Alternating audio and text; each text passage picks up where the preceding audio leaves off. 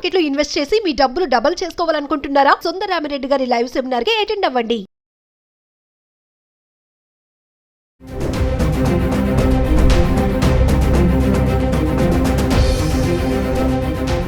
Hi hello నమస్తే, welcome back to Suman T. ప్రస్తుతం మనతో పాటు ఉన్నారు పబ్లిక్ స్పీకర్ రజనీ రమ గారు. నమస్తే మ్యామ్. నమస్తే నవీన. మ్యామ్, ప్రెసెంట్ డేస్లో మనకు పనులన్నీ అయిపోయాక ఏదైనా కొంచెం టైం దొరికింది, ఇలా కూర్చుందాం అంటే, కూర్చొని మాట్లాడుకుందాం అంటే, ఆ టైంలో కూడా మన చేతిలో మొబైల్ ఉంటుంది. అవును, ఖచ్చితంగా మొబైల్ పట్టుకొని ఏదో చూసుకుంటున్నాం అనేసి ఇదే పని. అంటే ఒక్కరోజు కూడా ఆ మొబైల్ని మనం పక్కన పెట్టి ఉండలేమా? ఈ మధ్య కాలంలో ఈ జనరేషన్లో వైఫ్ అండ్ హస్బెండ్ రిలేషన్స్ చూసుకుంటే, మ్యారేజ్ అయ్యాక పెళ్లి ఆల్బమ్ ఉంటుంది చూసారా, అది వచ్చే లోపే డైవర్స్ అయిపోతున్నాయి కొంతమందికి. అంటే అక్కడ డిస్టర్బెన్స్ అనేది ఈ సోషల్ మీడియా, ఈ గ్యాడ్జెట్స్ వల్ల కూడా వస్తుంది. ఎంతమంది వైఫ్ అండ్ హస్బెండ్స్ అసలు మీరు అన్నట్టుగా ఒక వీడియోలో చెప్పారు, పడుకునే ముందు కాసేపు కూర్చొని మాట్లాడుకోవాలి అని. ఆ మాట్లాడుకునే టైం లేదు. అక్కడ కూడా హస్బెండ్ కానీ వైఫ్ కానీ, హస్బెండ్స్ అనొద్దు, మన వైఫ్స్ కూడా ఆగి తయారయ్యారు. ఆ టైంలో కూడా బెడ్ మీద కూర్చొని కూడా పడుకునే టైంలో ఆ 10-11 అయినా కూడా ఆ మొబైల్ తోటే. మరొక్కసారి దీనికి చెక్ పెట్టే సూత్రాలు ఏం లేవా అంటారా? వైఫ్ అండ్ హస్బెండ్ రిలేషన్ అనేది ఎన్నో కారణాల వల్ల కూడా దెబ్బతింటుంది. మరి ఈ గ్యాడ్జెట్స్ వల్ల కూడా దెబ్బతింటుందా అంటే ఒకసారి దాని గురించి. మీరు ఎక్కడికో వెళ్ళిపోయారు. పెళ్లి పీటల మీద అబ్బాయి చేతిలో అమ్మాయి చేతిలో ఫోన్లు ఉండట్లేదా? నిమిషానికి ఒకసారి పక్కన పెడతారు. చూడట్లేదా? చూస్తున్నారు. Notifications. పెళ్లి జరిగేటప్పుడు కూడా ఏంటండి, ఒకరినొకరు చూసుకోవాలి కదా. ఇప్పుడు పాపం ఒక నిమిషం కావాలి, పక్కన పెడతారు జీలకర్ర బెల్లం పెట్టినప్పుడు. లేకపోతే అక్కడ కూడా పట్టుకుంటారు. ఎందుకంటే పంతులు చెప్తారు, జీలకర్ర బెల్లం పెట్టినప్పుడు తెర ఒకటి అడ్డం పెడతారు. ఆ తెర తీయంగానే చూపులు కళ్ళు కలిపి చూసుకోమంటారు. చూపులు కలిసిన శుభవేళ అంటారు దాన్ని. అంటే అది ఆచారం పాతది. ఇప్పుడు పెళ్లికి ముందే లవ్వులు చేసుకుంటుంటే ఇంకా తొలి చూపులు ఏంటి, లేకపోతే చూపులు కలిసిన శుభవేళ ఏంటి, అదేం కాదు. సాంప్రదాయాన్ని పోగొట్టకూడదని అది ఒకటి ఏర్పాటు చేస్తారు. అసలు అర్థం అప్పుడు చూసుకోవాలి అని. అలా చూసుకోవడం వల్ల కళ్ళు కమ్యూనికేట్ చేస్తాయి వాళ్ళ భావాల్ని, వాళ్ళ మనసులో ఉన్న ఉద్దేశాలని కూడా. ఇప్పుడు అది లేకుండా పెళ్లి పీటల మీద నిమిషానికి ఒకసారి సెల్ ఫోన్ చూస్తారు. ఇంకా గట్టిగా మాట్లాడితే పెళ్లి కొడుకే ఫోన్లో డెకరేషన్ వాళ్ళతోటి ఆ చుట్టాలు గనక వస్తుంటే లొకేషన్ పెట్టమని పెళ్లి కొడుకుకి ఫోన్ చేసి అడగడం లాంటి దరిద్రమైన పనులు కూడా జరుగుతున్నాయి. పక్కన ఎవరైనా చూసుకోవచ్చు కదా, పెళ్లి కొడుకే ఫోన్ చేస్తారు. చుట్టాలు అవనివ్వండి, ఫ్రెండ్స్ అవనివ్వండి, లేదా పెళ్లి కూతురు తరఫు వాళ్ళైతే ఆ అమ్మాయికి చేస్తూ ఉంటారు. ఇది అసలు ఎంత మాత్రం కరెక్ట్ కాదు. ఉంటారు కదా పక్కన, లేదంటే వెడ్డింగ్ కార్డ్స్ మీద నెంబర్స్ ఇస్తారు, ఫోన్ నెంబర్స్. ఆ నెంబర్కి ఫోన్ చేస్తే వేరే ఎవరి నెంబర్ అని ఇస్తే వాళ్ళు చూసుకుంటూ ఉంటారు. ఆ పని చేయరు, డైరెక్ట్గా వీళ్ళకే ఫోన్లు చేస్తారు. మా ఫ్రెండే కదా, మా సొంత చుట్టమే కదా అని చెప్పి. ఇంకొకటి ఏంటంటే వాళ్ళు కూడా నిమిషానికి ఒకసారి ఏమైనా మెసేజ్లు వస్తున్నాయా వాటి కోసం వాట్సాప్లో ఓపెన్ చేసేసి చూస్తూ ఉంటారు. అంటే సరే పెళ్ళి అయిపోయిన తర్వాత కూడా ఇదే స్థితి. పెళ్లికి ముందు అంటే పెళ్ళి అయ్యే వరకు పోనీ మాటలు ఉండవు అనుకుందాం. పెళ్ళి అయిన దగ్గర నుంచి మాట్లాడుకోవచ్చుగా పోనీ. అప్పుడైనా ఫోన్ పక్కన పెట్టి పెళ్ళి అయింది కాబట్టి, భార్యాభర్తలు అయ్యారు కాబట్టి ఏదన్నా మాట్లాడుకోవడానికి ట్రై చేయాలి. మాట్లాడరు. ఏంటంటే వీళ్ళకి మీడియా ద్వారానే మాటలు కూడా. ఇందులో ఏదైనా చూస్తారు, దాని గురించి మాట్లాడుకుంటూ ఉంటారు. నేను చూశాను. ఆ ఫోన్లో చూడడము, చెప్పుకోవడం, నవ్వుకోవడము, లేదా కాసేపు ఫ్రెండ్స్ వస్తే కొంచెం ఎంటర్టైన్ చేస్తారు. ఇంకా వాళ్ళు ఎంతసేపు ఉండరు కదా, తర్వాత మళ్ళీ వీళ్ళలాగా. ఈ పద్ధతి అనేది పోవాలి. అంటే మీరు అన్నట్టుగా మేడం, మామూలుగా ఈ మొబైల్స్ లేకుండా ఒక గంట అయినా మనం ఉండగలుగుతామంటారా? ఉండలేము. అంటే అవసరం ఉంటేనే చూడాలి. మరి అందుకే చెప్పేది. ఇప్పుడు మీరు నేను ఉన్నాం, మన అవసరానికే చూస్తా ఉందండి. అదే పనిగా దాంట్లో వేరే ఏం చూడం. ప్రోగ్రామ్కి సంబంధించినవి మీరు ఏమైనా నోటిఫికేషన్స్ పెడితే చూడడము, నేనేమైనా రిప్లై ఇవ్వాలంటే కూడా అంతవరకే కదా మనం చూస్తాము. అది అందరూ తెలుసుకోవాలి. అది మనకి అవసరాన్ని తీర్చే ఒక వరం. అది దేవత అని చెప్పుకోవాలి. అవసరాన్ని తీర్చే మనకి ప్రపంచాన్ని మన చేతిలో ఉంది అంటే నేనైతే అది దేవతా స్వరూపంగానే అనుకుంటాను. ఏది తెలియకపోయినా గబుక్కుని మనం అది చూసుకుంటే వెంటనే మన చేతిలో నాలెడ్జ్ పెడుతుంది. మరి అటువంటి దాన్ని మన అవసరానికి వాడుకోవాలి, కానీ అన్నెసరీగా పిచ్చి అన్ని చూడకూడదు. అవన్నీ చూస్తుంటే అవే వస్తూ ఉంటే అసలుది పోతుంది అనమాట. అందుకని మనం మంచియే చూస్తూ అవసరానికి అవే చూస్తే అవే వస్తూ ఉంటాయి. మనకి నాలెడ్జ్ని పెంచుకోవచ్చు. ఈ వీటి వల్ల ఏంటంటే గొడవలు వీటి వల్లే వస్తున్నాయి కుటుంబాల్లో. ఏ రిలేషన్ అన్నా భార్యాభర్తల వయసు కూడా లేదండి.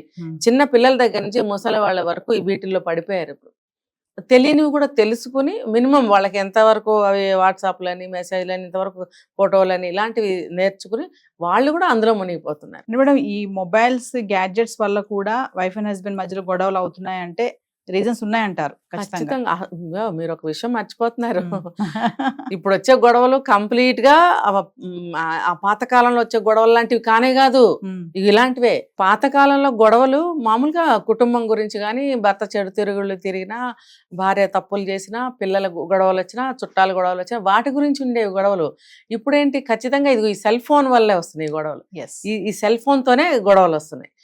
ఏంటి ఒక కాసేపు కాదు, కొంచెం సేపు కాదు, 24 గంటలు ఈ ఫోన్లోనే ఉంటున్నారు పెద్దవాళ్ళు కూడా. నేను చెప్తున్నా, ప్రతి ఇంట్లో ఈ సమస్య ముఖ్యంగా ఆడవాళ్ళు ఎదుర్కొంటున్నారు మగవాళ్ళ గురించి. ఏం చేయాలి మరి మేము కూర్చుని ఖాళీగా అంటారు. ఏంటి ఏం చేయాలి, ఇంట్లో తిరగచ్చుగా, ఇంట్లో అటు ఇటు తిరగచ్చుగా, ఆడవాళ్ళు తిరగట్లేదా ఇంట్లో? ఆ పని ఈ పని ఈ పని పని తిరుగుతున్నారుగా, మీరెందుకు ఖాళీగా కూర్చోవాలి? ఇప్పుడు సాఫ్ట్వేర్ జాబ్స్ అయినా సరే అదే పనిగా చైర్లో కూర్చుంటే వాళ్ళు ఫ్యాట్ అయిపోవడము, వేరే వేరే హెల్త్ ప్రాబ్లమ్స్ రావడం జరుగుతున్నాయి కదా. ఎన్ని ప్రాబ్లమ్స్ వస్తున్నాయో అందరికీ తెలుసు. ఒక్కటి కాదు, ఒబేసిటీ ఏంటి, కొలెస్ట్రాల్ ఏంటి, ఇంకోటి ఏంటి, అసలు ఒళ్ళు బద్ధకం వచ్చేసి ఒళ్ళు పెరిగిపోయి ఐడిల్గా అయిపోతున్నారు. అసలు బుర్ర కూడా మందం అయిపోతుంది. ఇంకా వారు దేని మీద ఉండదు, ఆ సిస్టమ్ ఉంది, సిస్టమ్ పని చేసుకుంటూ ఉంటారు అంతే, ఇంకా లేగవరు. మధ్యలో ఫోన్ చూసుకుంటూ ఉంటారు.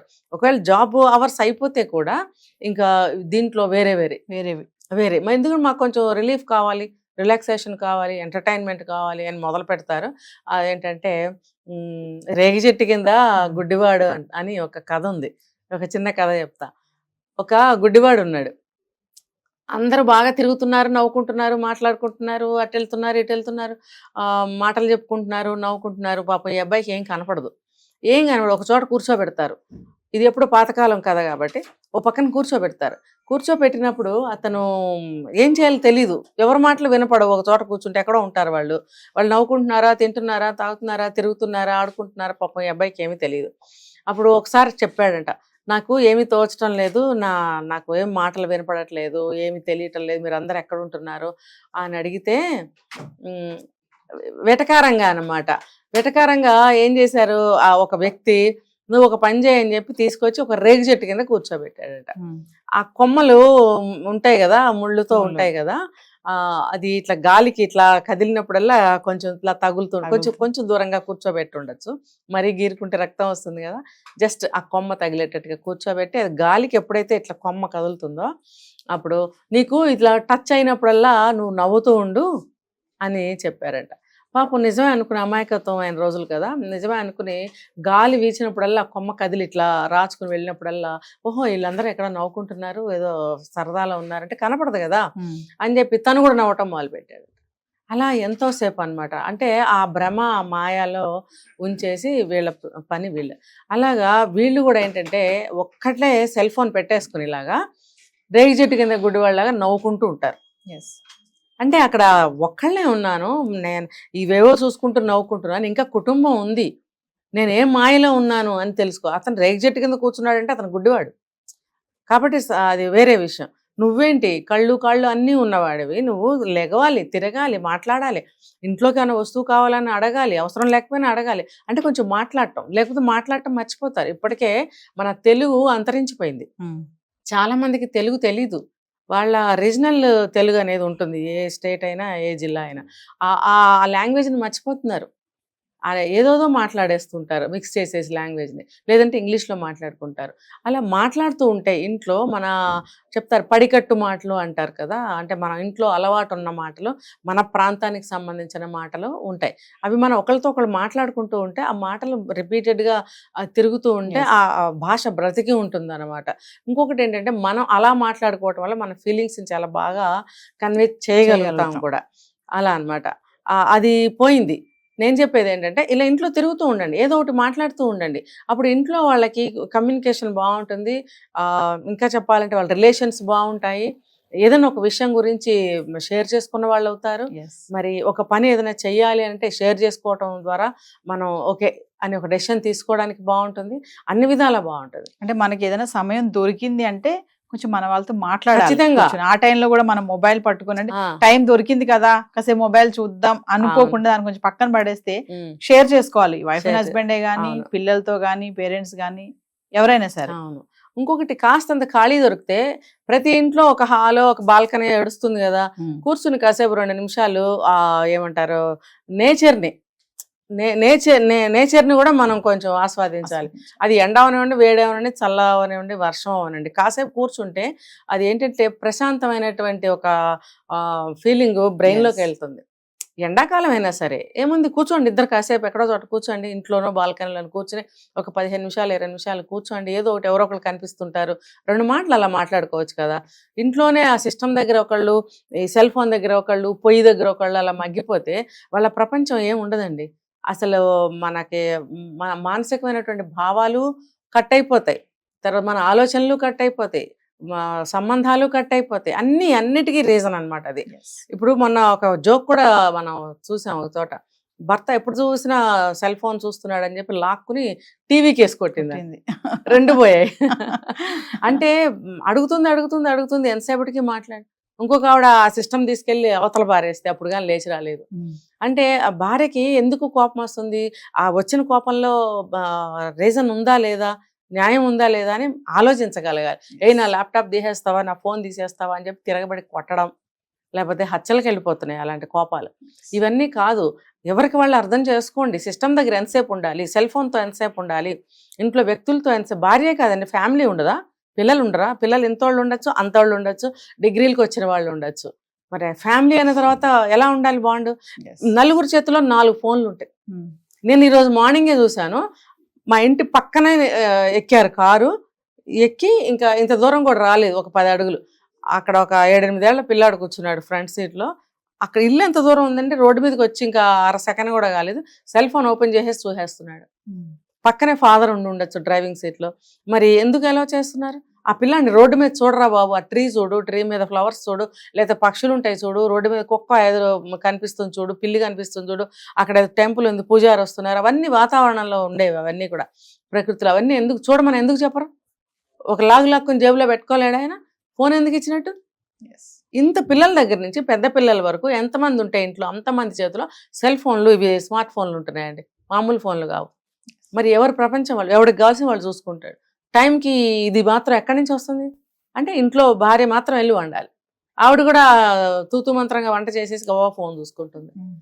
దీనివల్ల ఏమవుతుందంటే మానవ సంబంధాలు, కుటుంబ సంబంధాలు తెగిపోతాయి, తర్వాత మానసికంగా వాళ్ళు కుంగిపోతూ ఉంటారు, ప్రేమలకి నోచుకోరు, వ్యవహారాలు నాశనం అయిపోతాయి, అన్ని ఆర్టిఫిషియల్ గా జరిగిపోతుంటాయి, అంతే మెకానికల్ గా. Thank you.